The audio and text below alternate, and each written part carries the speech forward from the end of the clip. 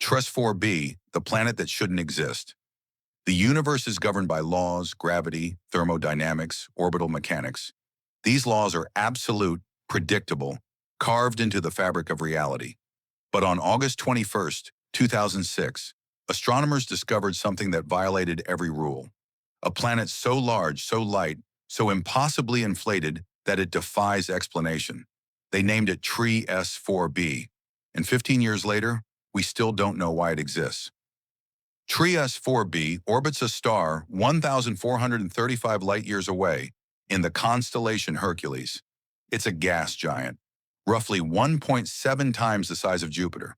But here's what makes no sense. It has less mass than Jupiter, much less. If you could place TrES-4b on a cosmic scale, it would weigh about 88% of Jupiter's mass. Now imagine inflating a balloon to nearly twice its size while removing 12% of the air inside. That's TrES-4b, a planet that shouldn't hold together, a world so bloated, so structurally impossible, that its very existence is a mystery that haunts planetary scientists. How does a planet this light stay this large? What force is inflating it against gravity's pull? And why does it orbit so close to its star that a year lasts only 3.5 Earth days? The discovery came from the Transatlantic Exoplanet Survey, a network of small telescopes designed to detect planets by watching stars dim when planets pass in front of them. These transits are subtle. A Jupiter-sized planet crossing a sun-like star causes the star's brightness to drop by about 1%. Barely noticeable, but the computers noticed. TrES-4b's transit was different. The dimming was larger, much larger, about 2.5%. That meant the planet was enormous, blocking more light than any exoplanet discovered at the time. When researchers calculated the planet's size from the transit depth and then measured its mass using radial velocity observations, they stopped. The numbers didn't work. The planet was too big for its mass. Its density came out to roughly 0.2 grams per cubic centimeter. For context, Jupiter's density is 1.3 grams per cubic centimeter. Saturn, the least dense planet in our solar system, sits at 0.7. Cork has a density of 0.24. TrES-4b is less dense than Cork, less dense than many types of wood. If you could find an ocean large enough, TrES-4b would float. But that's not how planets work. Planets are held together by gravity. Gravity compresses matter. The more massive a planet, the stronger its gravity, the more compressed and dense it becomes. Jupiter, despite being made mostly of hydrogen and helium, the lightest elements, is relatively dense because its gravity squeezes those gases under immense pressure. TrES-4b has 88% of Jupiter's mass. It should be compressed.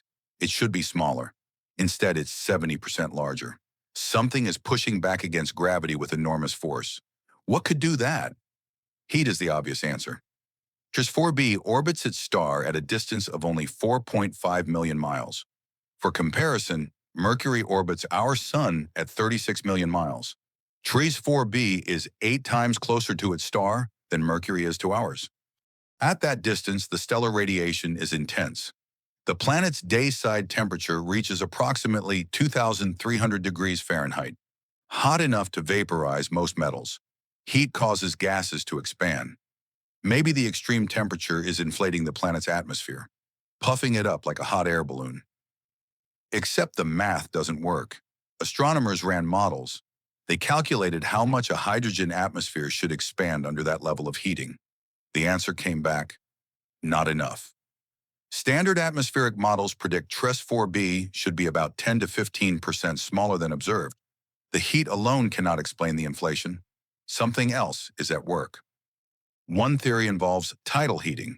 TrES-4b is gravitationally locked to its star, meaning one side always faces the star, just like the moon is locked to Earth. But if the planet's orbit is slightly elliptical, the gravitational force varies as it moves closer and farther from the star. This variation flexes the planet's interior, generating heat through friction. It's the same process that makes Jupiter's moon Io the most volcanically active body in the solar system. Could tidal heating be pumping energy into TrES-4b's interior, inflating it from within? The problem: TrES-4b's orbit appears nearly circular. The eccentricity, the measure of how elliptical an orbit is close to zero. No ellipse means no tidal flexing. No flexing means no internal heating beyond what the star provides. The mechanism doesn't work unless the orbit is more eccentric than observations suggest. And even if it were, models show tidal heating alone still falls short of explaining the extreme inflation. Another theory focuses on magnetic fields. TrES-4b orbits so close to its star that it moves through the star's magnetic field at incredible speeds.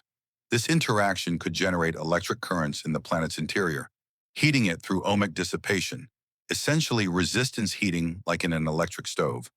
Some models suggest this could deposit enough energy to inflate the atmosphere, but the strength of the magnetic field required is uncertain. We've never measured a magnetic field on an exoplanet. We don't know if TrES-4b even has one strong enough. The theory is plausible but unverified.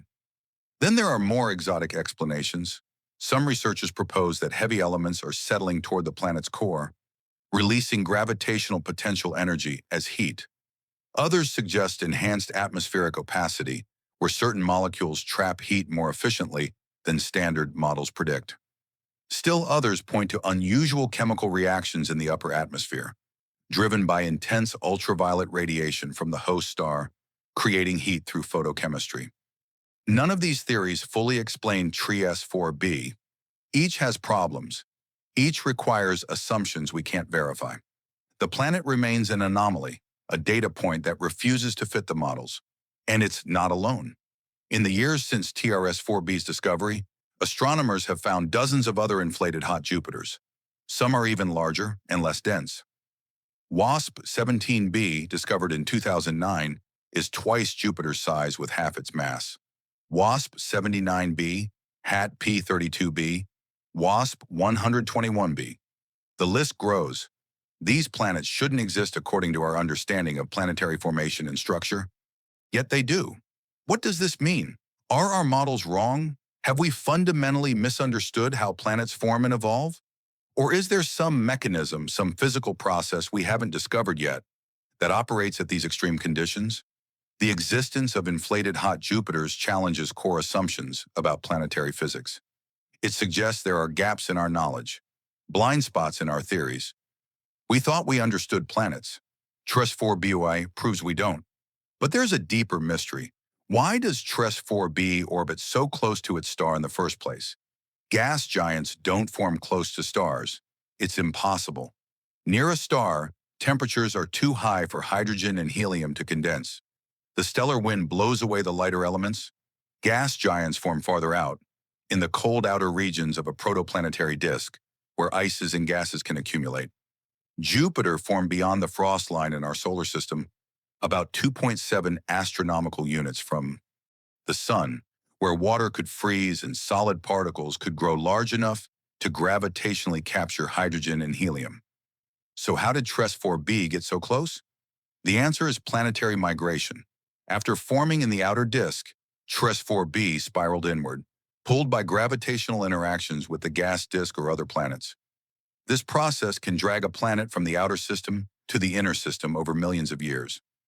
Eventually, TrES-4b settled into its current orbit, just 4.5 million miles from its star, a hot Jupiter frozen in place by tidal forces.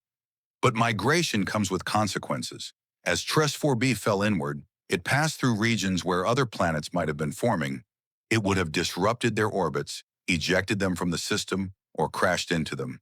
TrES-4b's migration likely destroyed any terrestrial planets that were forming closer to the star. If there was an Earth-like world in that system, TrES-4b obliterated it. The gas giant is a wanderer, a planetary catastrophe that consumed or expelled everything in its path. And TrES-4b itself is doomed. The planet orbits so close that the star's gravity is stripping away its atmosphere. Every second, TrES-4b loses millions of tons of gas. It's evaporating, bleeding into space. Observations have detected a comet-like tail of escaping hydrogen trailing behind the planet. Over billions of years, TrES-4b will shrink. Eventually, it might lose so much mass that only a dense core remains, a super-Earth or Neptune-like planet, a ghost of its former self. Or it will spiral even closer to the star and be torn apart entirely, consumed by the very object it orbits. This raises a chilling question. If TrES-4b is dying, how many other exoplanets are dying? How many worlds have we observed that are in the process of being destroyed? The universe is filled with hot Jupiters, planets orbiting perilously close to their stars. Are they all temporary? Are they all doomed to evaporate or collapse? What does this mean for planetary systems? Are stable systems like ours the exception rather than the rule? And here's the existential part. If TrES-4b migrated inward and destroyed any terrestrial planets in its system, how many potential Earths have been obliterated by wandering gas giants? How many systems capable of supporting life were sterilized before life could even begin? The universe might be filled with dead systems, places where planets formed but were destroyed by migration, leaving only hot Jupiters circling close to their stars, cooking in stellar radiation, slowly evaporating into oblivion. TrES-4b forces us to confront uncomfortable truths. Planets are not permanent. Planetary systems are not stable. The calm, orderly solar system we live in is not representative of the galaxy. Most systems are chaotic, violent, and unstable. Planets migrate. Planets collide. Planets are ejected into interstellar space. Planets evaporate. The universe is a graveyard of worlds that almost were, and we still don't understand the basic physics of why TrES-4b is so inflated. Despite years of study, despite dozens of papers, despite increasingly sophisticated models, we cannot explain it. The planet exists. It orbits a star. We can measure its size and mass, but we don't know why those measurements are what they are. We don't know what force is holding it together against gravity. We don't know what mechanism is pumping energy into its atmosphere. TrES-4b is a puzzle with missing pieces, a question without an answer. This is humbling. We've sent probes to every planet in our solar system. We've landed robots on Mars. We've flown past Pluto. We've imaged black holes. We've detected gravitational waves. We've sequenced the human genome. We've split the atom. And yet we can't explain a puffed-up planet 1,435 light-years away. It's a reminder that for all our progress, for all our technology, there are still fundamental mysteries we cannot solve. Nature is more complex than our models. The universe is stranger than our theories. TrES-4b orbits its star every 3.5 days. Right now, at this moment, it's completing another lap, baking in radiation, losing mass, inflating against all reason. It's been doing this for billions of years. It will continue for billions more, until the star's evolution changes the dynamics, until tidal forces pull it apart, until it spirals into the star and vanishes. And throughout all of that, we'll be here, 1,435 light-years away, watching with our telescopes, updating our models, writing papers, trying to understand why it exists at all. The universe is full of wonders, but TrES-4b is more than a wonder. It's a warning, a reminder that we don't understand the rules as well as we think, a reminder that planets can be impossible, that nature doesn't care about our expectations, that the cosmos operates on principles we haven't yet discovered. And until we understand TrES-4b, until we can explain its impossible density and its inexplicable size, we're just guessing.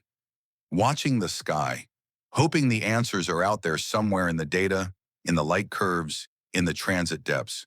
Hoping that one day we'll look at TrES-4b and finally understand. But for now, it remains what it has always been since that day in August 2006. A mystery, an impossibility, a planet that shouldn't exist. And yet it does.